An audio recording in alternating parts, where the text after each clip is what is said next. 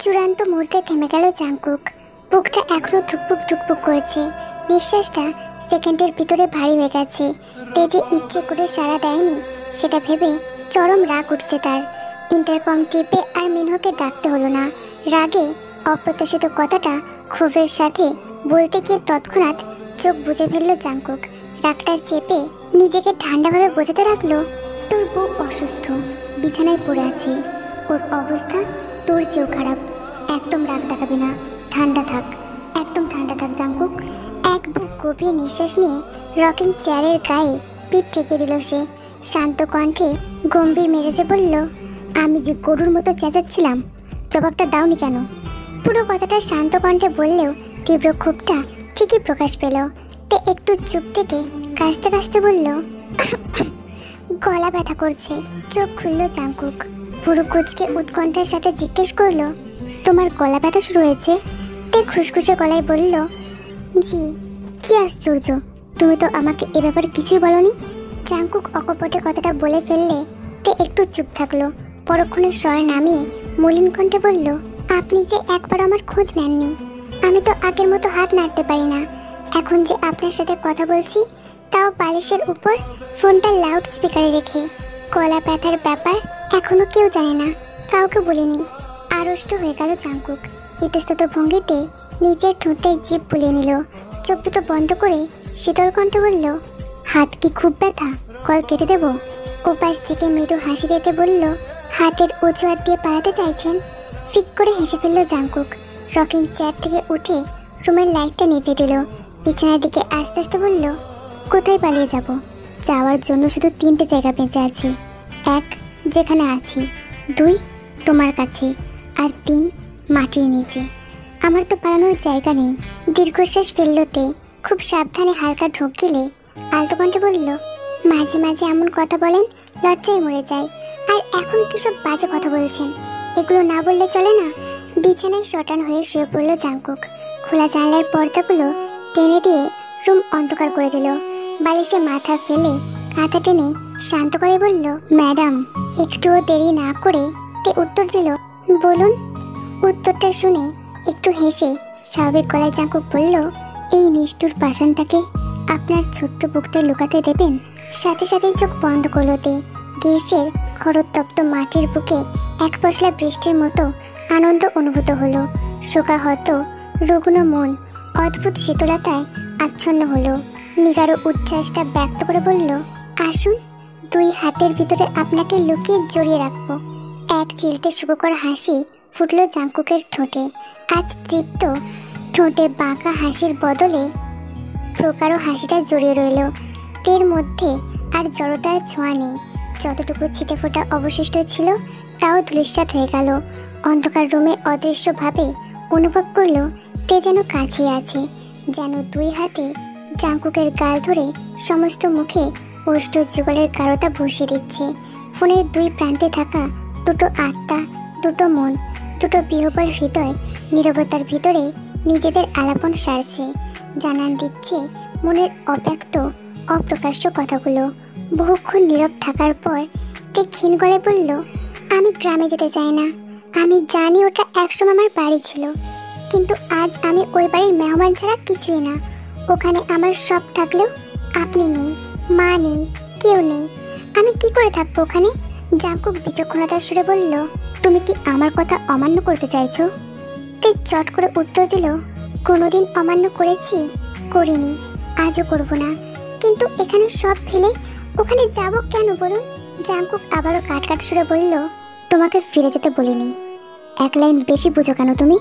শুধু বলেছি ওখানে গিয়ে থাকো। তে কপট বিস্ময় বলল, থাকবো মানে? নাচোর বান্দার মতো প্রশ্ন শুনে কিছুটা হাঁপিয়ে গেল জাংকুক। সব প্রশ্নের উত্তর বলার সময় এখনো আসেনি, সেটা এই বোকার মাথায় ঢুকাবে কে? জাংকুক শান্ত স্বাভাবিক ভঙ্গিতে ব্যাপারটা সামলে নিল। মিটমিট করে হাসি দিয়ে বলল, গ্রামে একটা রোম্যান্সের ভাইব পাওয়া যায়, এই জন্যই। তে কথার প্যাঁচ বুঝতে না পেরে জিজ্ঞেস করলো, আপনি কি বলতে চাইছেন? জাংকুক এবার দুষ্টু দুষ্টু হাসিতে বলল, বোঝো না কি বোঝাচ্ছি? তে অবুঝের মতো কিছুক্ষণ চুপ থাকলো। কিছু একটা ভাবতেই হঠাৎ চোখের কোটর বিশাল বড় বড় করে চেঁচে বলল, ছি, কেমন অসভ্য, মুখে একটু লাগাম নেই। ওপাশ থেকে বলে চলল তে, লুটুতে তের কথাগুলো শুনতে একটু আপত্তি লাগছে না। এভাবে মন ছেড়ে কথা বলার মানুষটাই এতদিন দেখতে চেয়েছিল। লুকানো ছুপানো তে পুরোপুরি যেন জাঙ্কুকের কাছে ধরা দিয়ে বসুক। গ্রামে যাওয়ার বিষয়টা নিয়ে আপাতত আর চিন্তা নেই। তে এবার নিশ্চিন্ত মনে গ্রামের ভিটায় ফিরে যাবে, অন্তত রানীর কাছ থেকে দূরে থাকবে। এটাই সবচেয়ে বড় স্বস্তির বিষয়। বিরাট পরিকল্পনার এক অংশ শুধু তেকে নিয়ে চিন্তিত ছিল সে, অথচ তের জায়গায় বলি হলো জিহো। এদিকে ঠান্ডা মাথায় সূক্ষ্ম চালাকিটা সেরেছে রানী। জিহোর মৃত্যু যে একটা দুর্ঘটনা নয়, এটা পরিকল্পিত হত্যা, সেটা শক্তপোক্তভাবে এখনো হাতের নাগালে আনতে পারেনি জাঙ্কুক। তার অভিজ্ঞ মস্তিষ্ক ইতিমধ্যে ধরে ফেলেছে রানী পেশাদার কাউকে দিয়ে কাজটা করিয়েছে। কাজটা সমুদ্র পথে এত এত পর্যটক এবং সাক্ষাৎ জাঙ্কুকের নাকের নিচে দিয়ে করাটা চারটিখানি ব্যাপার ছিল না। পুরো পরিকল্পনাটা সাজানো হয়েছে এক ভয়াবহ মস্তিষ্ক থেকে, যেটা অবশ্য রানীর মাথা থেকে আসার সম্ভাবনা 100%। জীবর প্রতি যেই মহিলা নির্মমতার পরিচয় দিয়ে ফেলেছে, সেখানে তেকে তার নাগালে রাখাটা বোকামি হবে। প্রগতিশীল রাজনৈতিক দলের কাউন্সিলর পদ থেকে এখন মেয়র পদে উত্তীর্ণ হবার জন্য তোড়জোড় চালাচ্ছে রানী। সোজা কথা নয়, একদম সোজা কথা নয়।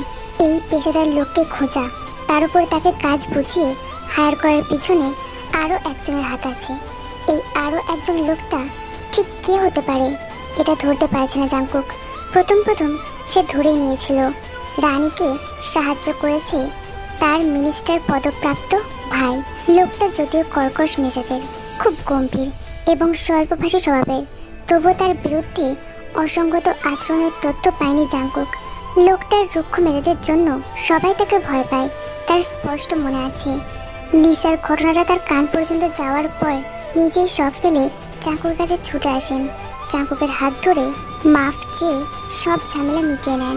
মেলি ঝামেলার জন্য জাঙ্কুকও এসব ব্যাপারে বেশি মাথা না ঘামিয়ে ছেড়ে দেয়। অর্থাৎ রানীর ভাই একজন সৎ লোক, সে এসবে জড়িত হবে না। রানীর দ্বিতীয় টার্গেট যে তে, সেটা সুস্পষ্ট।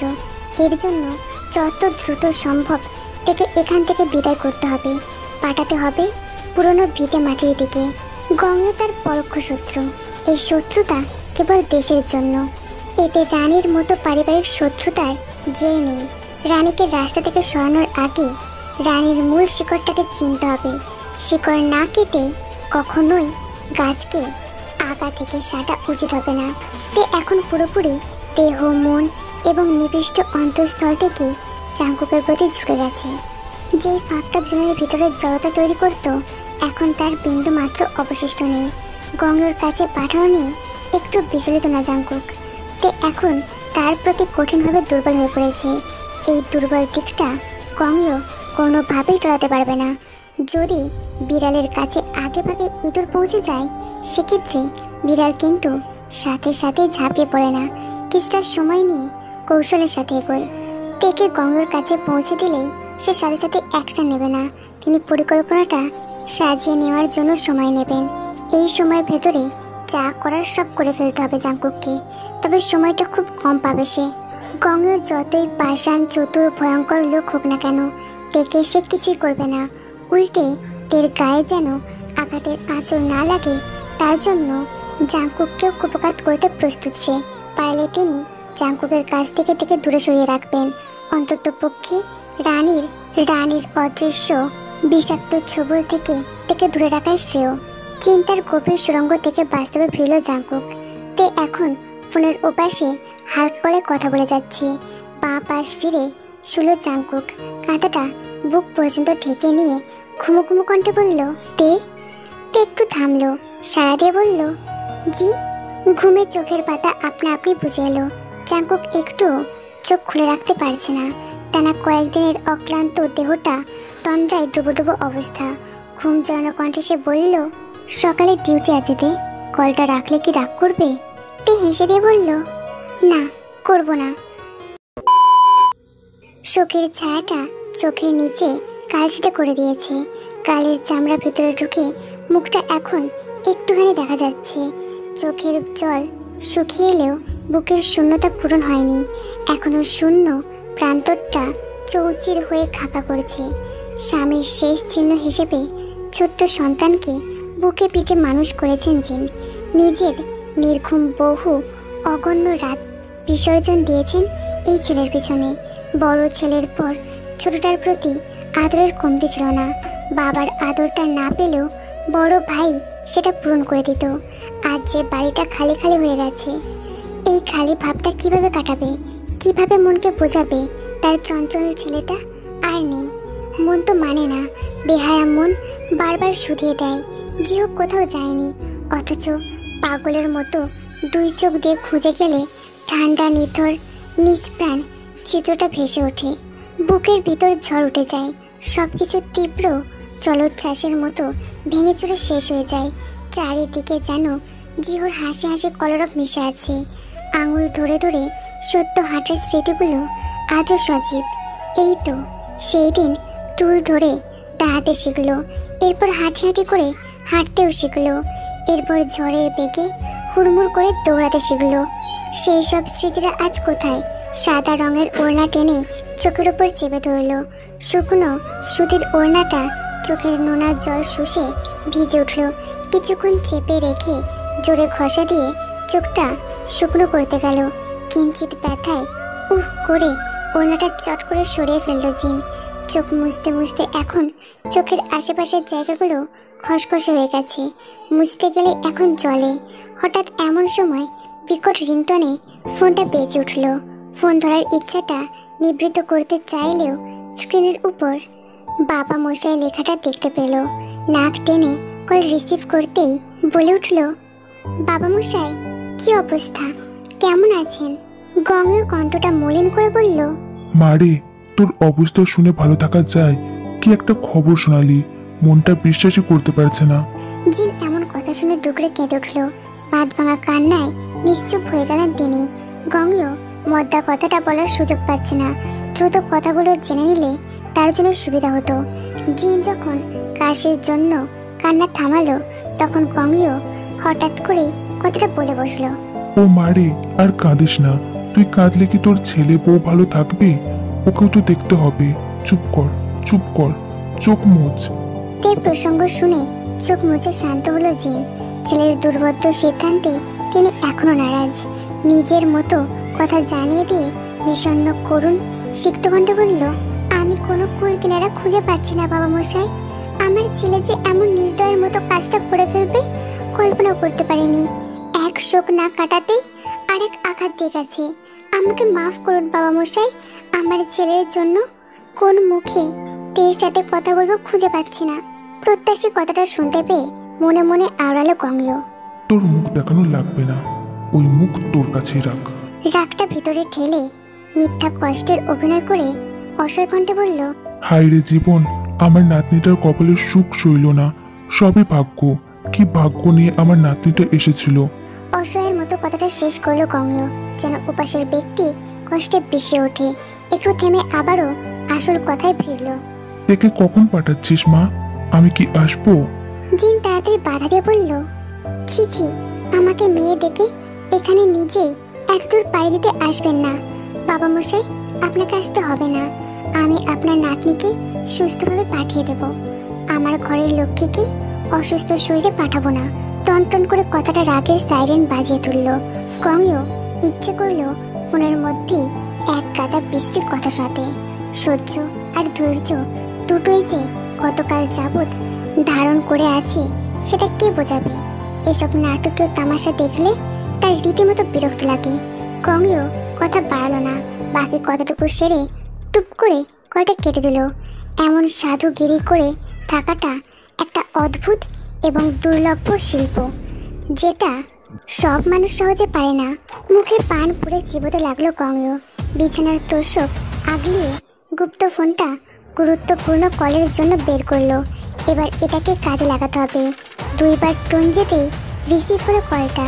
সতর্ক কণ্ঠে একটা মেয়েলি সুর সালাম দিতেই গঙ্গেয় জবাব দিল, তোর ফোন ধরতে এত টাইম লাগলো কেন? তোর রান্নার ঘরের কুষ্টি। ঠিক আছে, ঠিক আছে, এইসব চাপা দূরে গিয়ে মারবি। বাড়ির খবর দে। মাঝরাতে মানে মাঝরাতে পেঁচাল পারছে? সব শুনছোস? কতগুলো? জানোয়ারের বাচ্চা কি কথা বলছে শুনেছিস? তোর প্রেম প্রীতির কথার খবর দিতে বলি না। তে কোনখানে থাকার কথা বলেছে? গ্রামে? ঠিক আছে, আচ্ছা রাখ। ব্যাংকে ঠিক সময় টাকা পাবি, নাম্বার ভুল দিস না। গঙ্গা সকাল সকাল নাস্তা সেরে জিনকে কল করলো। তখন কেবল হাত মুখ ধোয়া তে নিজের শরীরে বিছানার হেড সাইডে পিঠ লাগিয়ে বসে আছে। হাতের কাছে ফোনটা বাজতে থাকলে নার্স মহিলাটা রিসিভ করে ইয়ারফোনের ব্যবস্থা করে দিল। কত রাতের মতো রুম থেকে চলে যেতেই কথা শুরু করলো তে। এক কথা দু কথা বলতে বলতে হঠাৎ আকস্মিকভাবে জিন ছুটে আসলো। দরজায় নক না করে ভেতরে ঢুকলো সে। তখনই দেখতে পেল তার বউ ইতিমধ্যে ইয়ারফোনে কথা বলছে, সম্ভবত জাঙ্কুকের সাথে। তাকে দেখে অবশ্য চুপ করে তাকিয়ে আছে।